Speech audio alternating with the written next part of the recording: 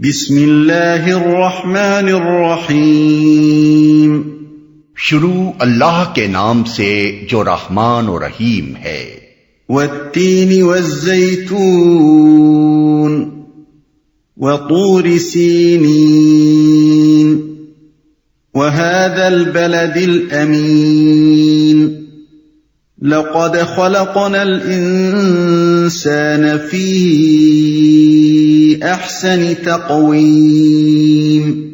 قسم ہے انجیر اور زیتون کی اور طور سینا اور اس پرامن شہر مکہ کی، ہم نے انسان کو بہترین ساخت پر پیدا کیا۔ انجیر اور زیتون کی اس کی تفسیر میں مفسرین کے درمیان بہت اختلاف ہوا ہے۔ حسن بصری، اکرمہ، عطا بن ابی رباح، جابر بن زید، مجاہد اور ابراہیم نخعی رحمہم اللہ کہتے ہیں کہ انجیر سے مراد یہی انجیر ہے جسے لوگ کھاتے ہیں، اور زیتون بھی یہی زیتون ہے جس سے تیل نکالا جاتا ہے۔ ابن ابی حاتم اور حاکم نے ایک قول حضرت عبداللہ بن عباس سے بھی اس کی تائید میں نقل کیا ہے، اور جن مفسرین نے اس تفسیر کو قبول کیا ہے انہوں نے انجیر اور زیتون کے خواص اور فوائد بیان کر کے یہ رائے ظاہر کی ہے کہ اللہ تعالیٰ نے انہی خوبیوں کی وجہ سے ان دونوں پھلوں کی قسم کھائی ہے۔ اس میں شک نہیں کہ ایک عام عربی داں تین اور زیتون کے الفاظ سن کر وہی معنی لے گا جو عربی زبان میں معروف ہیں، لیکن دو وجوہ ایسے ہیں جو یہ معنی لینے میں مانے ہیں۔ ایک یہ کہ آگے طور سینا اور شہر مکہ کی قسم کھائی گئی ہے، اور دو پھلوں کے ساتھ دو مقامات کی قسم کھانے میں کوئی مناسبت نظر نہیں آتی۔ دوسرے، ان چار چیزوں کی قسم کھا کر آگے جو مضمون بیان کیا گیا ہے اس پر طور سینا اور شہر مکہ تو دلالت کرتے ہیں، لیکن یہ دو پھل اس پر دلالت نہیں کرتے۔ اللہ تعالیٰ نے قرآن مجید میں جہاں بھی کسی چیز کی قسم کھائی ہے اس کی عظمت یا اس کے منافع کی بنا پر نہیں کھائی، بلکہ ہر قسم اس مضمون پر دلالت کرتی ہے جو قسم کھانے کے بعد بیان کیا گیا ہے۔ اس لیے ان دونوں پھلوں کے خواص کو وجہ قسم قرار نہیں دیا جا سکتا۔ بعض دوسرے مفسرین نے تین اور زیتون سے مراد بعض مقامات لیے ہیں۔ کعب احبار، قتادہ اور ابن زید کہتے ہیں کہ تین سے مراد دمشق ہے اور زیتون سے مراد بیت المقدس۔ ابن عباس کا ایک قول ابن جریر، ابن ابی حاتم اور ابن مردویہ نے یہ نقل کیا ہے کہ تین سے مراد حضرت نوح کی وہ مسجد ہے جو انہوں نے جودی پہاڑ پر بنائی تھی، اور زیتون سے مراد بیت المقدس ہے۔ لیکن والتین والزیتون کے الفاظ سن کر یہ معنی ایک عام عرب کے ذہن میں نہیں آ سکتے تھے، اور نہ یہ بات قرآن کے مخاطب اہل عرب میں معروف تھی کہ تین اور زیتون ان مقامات کے نام ہیں۔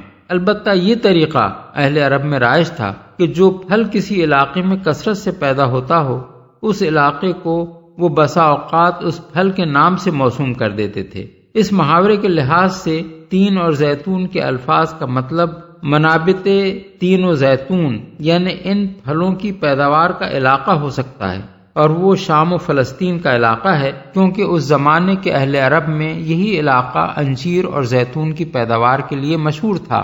ابن تیمیہ، ابن القیم، زمخشری، آلوسی رحمہم اللہ نے اسی تفسیر کو اختیار کیا ہے، اور ابن جریر نے بھی اگرچہ پہلے قول کو ترجیح دی ہے مگر اس کے ساتھ یہ بات تسلیم کی ہے کہ تین و زیتون سے مراد ان پھلوں کی پیداوار کا علاقہ بھی ہو سکتا ہے۔ حافظ ابن کثیر نے بھی اس تفسیر کو قابل لحاظ سمجھا ہے۔ طور سینا اصل میں طور سینین فرمایا گیا ہے۔ سینین جزیرہ نمائے سینا کا دوسرا نام ہے۔ اس کو سینا یا سینا بھی کہتے ہیں اور سینین بھی۔ خود قرآن میں ایک جگہ طور سینا کے الفاظ استعمال کیے گئے ہیں۔ اب چونکہ وہ علاقہ جس میں کوہ طور واقع ہے سینا ہی کے نام سے مشہور ہے، اس لیے ہم نے ترجمے میں اس کا یہی مشہور نام درج کیا ہے۔ بہترین ساخت پر پیدا کیا۔ یہ ہے وہ بات جس پر انجیر و زیتون کے علاقے یعنی شام و فلسطین اور کوہ طور اور مکہ کے پرامن شہر کی قسم کھائی گئی ہے۔ انسان کے بہترین ساخت پر پیدا کیے جانے کا مطلب یہ ہے کہ اس کو وہ اعلیٰ درجے کا جسم عطا کیا گیا ہے جو کسی دوسری جاندار مخلوق کو نہیں دیا گیا، اور اسے فکر و فہم اور علم و عقل کی وہ بلند پایہ قابلیتیں بخشی گئی ہیں جو کسی دوسری مخلوق کو نہیں بخشی گئیں۔ پھر چونکہ نوع انسانی کے اس فضل و کمال کا سب سے زیادہ بلند نمونہ انبیاء علیہم السلام ہیں، اور کسی مخلوق کے لیے اس سے اونچا کوئی مرتبہ نہیں ہو سکتا کہ اللہ تعالیٰ اسے منصب نبوت عطا کرنے کے لیے منتخب فرمائے۔ اس لیے انسان کے احسن تقویم پر ہونے کی شہادت میں ان مقامات کی قسم کھائی گئی ہے جو خدا کے پیغمبروں سے نسبت رکھتے ہیں۔ شام و فلسطین کا علاقہ وہ علاقہ ہے جہاں حضرت ابراہیم علیہ السلام سے لے کر حضرت عیسیٰ علیہ السلام تک بکثرت انبیاء مبعوث ہوئے۔ کوہ طور وہ مقام ہے جہاں حضرت موسیٰ علیہ السلام کو نبوت عطا کی گئی۔ رہا مکہ معظمہ تو اس کی بنا ہی حضرت ابراہیم اور حضرت اسماعیل کے ہاتھوں پڑی۔ انہی کی بدولت وہ عرب کا مقدس ترین مرکزی شہر بنا۔ حضرت ابراہیم ہی نے یہ دعا مانگی تھی کہ رب اجعل ھذا بلدا آمنا، یعنی اے میرے رب اس کو ایک پرامن شہر بنا، سورہ البقرہ آیت 126۔ اور اسی دعا کی یہ برکت تھی کہ عرب میں ہر طرف پھیلی ہوئی بدامنی کے درمیان صرف یہی ایک شہر 2500 سال سے امن کا گہوارہ بنا ہوا تھا۔ بس کلام کا مقصود یہ ہے کہ ہم نے نوع انسانی کو ایسی بہترین ساخت پر بنایا کہ اس میں نبوت جیسے عظیم مرتبے کے حامل انسان پیدا ہوئے۔ ثم رددناه اسفل سافلين الا الذين امنوا وعملوا الصالحات فلهم اجر غير ممنون۔ پھر اسے الٹا پھیر کر ہم نے سب نیچوں سے نیچ کر دیا سوائے ان لوگوں کے جو ایمان لائے اور نیک عمل کرتے رہے کہ ان کے لیے کبھی ختم نہ ہونے والا اجر ہے۔ سب نیچوں سے نیچ کر دیا۔ مفسرین نے بالعموم اس کے دو معنی بیان کیے ہیں۔ ایک یہ کہ ہم نے اسے ارذل العمر یعنی بڑھاپے کی ایسی حالت کی طرف پھیر دیا جس میں وہ کچھ سوچنے سمجھنے اور کام کرنے کے قابل نہ رہا۔ دوسرے یہ کہ ہم نے اسے جہنم کے سب سے نیچے درجے کی طرف پھیر دیا۔ لیکن یہ دونوں معنی اس مقصود کلام کے لیے دلیل نہیں بن سکتے جسے ثابت کرنے کے لیے یہ سورت نازل ہوئی ہے۔ سورت کا مقصود جزا و سزا کے بحرق ہونے پر استدلال کرنا ہے۔ اس پر نہ یہ بات دلالت کرتی ہے کہ انسانوں میں سے بعض لوگ بڑھاپے کی انتہائی کمزور حالت کو پہنچا دیے جاتے ہیں، اور نہ یہی بات دلالت کرتی ہے کہ انسانوں کا ایک گروہ جہنم میں ڈالا جائے گا۔ پہلی بات اس لیے جزا و سزا کی دلیل نہیں بن سکتی کہ بڑھاپے کی حالت اچھے اور برے دونوں قسم کے لوگوں پر طاری ہوتی ہے، اور کسی کا اس حالت کو پہنچنا کوئی سزا نہیں ہے جو اسے اس کے اعمال پر دی جاتی ہو۔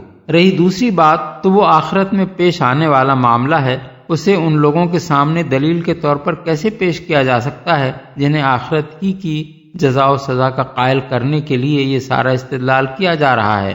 اس لیے ہمارے نزدیک آیت کا صحیح مفہوم یہ ہے کہ بہترین ساخت پر پیدا کیے جانے کے بعد جب انسان اپنے جسم اور ذہن کی طاقتوں کو برائی کے راستے میں استعمال کرتا ہے تو اللہ تعالیٰ اسے برائی ہی کی توفیق دیتا ہے، اور گراتے گراتے اسے گراوٹ کی اس انتہا تک پہنچا دیتا ہے کہ کوئی مخلوق گراوٹ میں اس حد کو پہنچی ہوئی نہیں ہوتی۔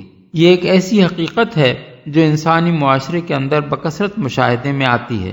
حرص، طمع، خود غرضی، شہوت پرستی، نشہ بازی، کمینہ پن، غیظ و غضب اور ایسی دوسری خصلتوں میں جو لوگ غرق ہو جاتے ہیں وہ اخلاقی حیثیت سے فی الواقع سب نیچوں سے نیچ ہو کر رہ جاتے ہیں۔ مثال کے طور پر صرف اسی ایک بات کو لے لیجئے کہ ایک قوم جب دوسری قوم کی دشمنی میں اندھی ہو جاتی ہے تو کس طرح درندگی میں تمام درندوں کو مات کر دیتی ہے۔ درندہ تو صرف اپنی غذا کے لیے کسی جانور کا شکار کرتا ہے، جانوروں کا قتل عام نہیں کرتا، مگر انسان خود اپنے ہی ہم جنس انسانوں کا قتل عام کرتا ہے۔ درندہ صرف اپنے پنجوں اور دانتوں سے کام لیتا ہے، مگر یہ احسن تقویم پر پیدا ہونے والا انسان اپنی عقل سے کام لے کر توپ، بندوق، ٹینک، ہوائی جہاز، ایٹم بم، ہائیڈروجن بم اور دوسرے بے شمار ہتھیار ایجاد کرتا ہے تاکہ آن کی آن میں پوری بستیوں کو تباہ کر کے رکھ دے۔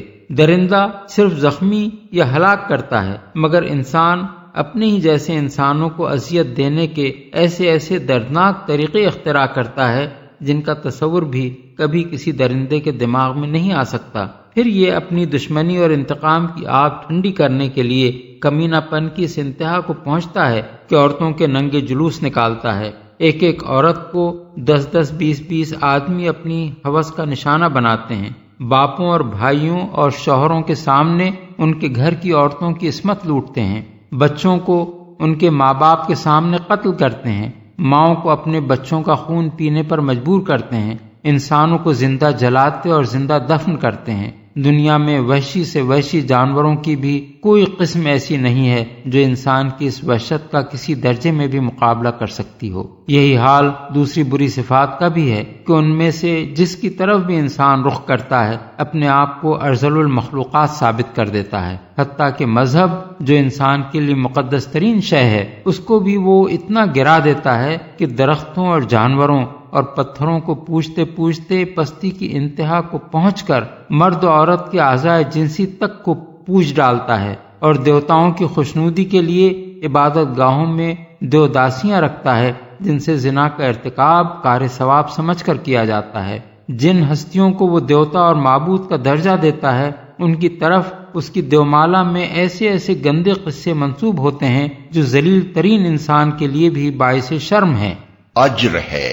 جن مفسرین نے اسفل سافلین سے مراد بڑھاپے کی وہ حالت لی ہے جس میں انسان اپنے ہوش حواس کھو بیٹھتا ہے، وہ اس آیت کا مطلب یہ بیان کرتے ہیں کہ مگر جن لوگوں نے اپنی جوانی اور تندرستی حالت میں ایمان لا کر نیک اعمال کیے ہوں ان کے لیے بڑھاپے کی اس حالت میں بھی وہی نیکیاں لکھی جائیں گی اور انہی کے مطابق وہ اجر پائیں گے۔ ان کے اجر میں اس بنا پر کوئی کمی نہ کی جائے گی کہ عمر کے اس دور میں ان سے وہ نیکیاں صادر نہیں ہوئیں۔ اور جو مفسرین اسفل سافلین کی طرف پھیرے جانے کا مطلب جہنم کے ادنا ترین درجے میں پھینک دیا جانا لیتے ہیں، ان کے نزدیک اس آیت کے معنی یہ ہیں کہ ایمان لا کر عمل صالح کرنے والے لوگ اس سے مستثنیٰ ہیں، وہ اس درجے کی طرف نہیں پھیرے جائیں گے بلکہ ان کو وہ اجر ملے گا جس کا سلسلہ کبھی منقطع نہ ہوگا۔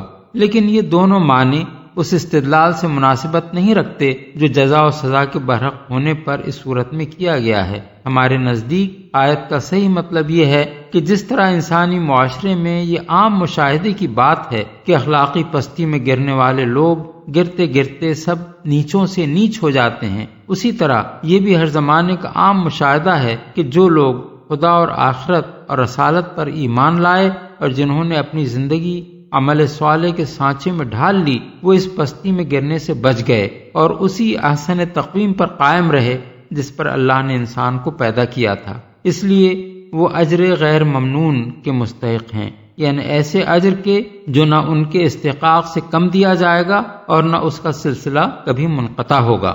فما يكذبك بعد بالدين أليس الله بأحكم الحاكمين۔ پس اے نبی اس کے بعد کون جزا و سزا کے معاملے میں تم کو جھٹلا سکتا ہے؟ کیا اللہ سب حاکموں سے بڑا حاکم نہیں ہے؟ کون جزا و سزا کے معاملے میں تم کو جھٹلا سکتا ہے؟ دوسرا ترجمہ اس آیت کا یہ بھی ہو سکتا ہے کہ پس اے انسان اس کے بعد کیا چیز تجھے جزا و سزا کو جھٹلانے پر آمادہ کرتی ہے؟ دونوں صورتوں میں مدعا ایک ہی رہتا ہے، یعنی جب یہ بات علانیہ انسانی معاشرے میں نظر آتی ہے کہ بہترین ساخت پر پیدا کی ہوئی نوع انسانی میں سے ایک گروہ اخلاقی پستی میں گرتے گرتے سب نیچوں سے نیچ ہو جاتا ہے اور دوسرا گروہ ایمان و عمل صالح اختیار کر کے اس گراوٹ سے بچا رہتا ہے اور اسی حالت پر قائم رہتا ہے جو بہترین ساخت پر انسان کے پیدا کیے جانے سے مطلوب تھی، تو اس کے بعد جزا و سزا کو کیسے جھٹلایا جا سکتا ہے؟ کیا عقل یہ کہتی ہے کہ دونوں قسم کے انسانوں کا انجام یکساں ہو؟ کیا انصاف یہی چاہتا ہے کہ نہ اسفل السافلین میں گرنے والوں کو کوئی سزا دی جائے اور نہ اس سے بچ کر پاکیزہ زندگی اختیار کرنے والوں کو کوئی جزا؟ یہی بات دوسرے مقامات پر قرآن میں اس طرح فرمائی گئی ہے کہ افنجعل المسلمین کالمجرمین ما لکم کیف تحکمون، یعنی کیا ہم فرما برداروں کو مجرموں کی طرح کر دیں؟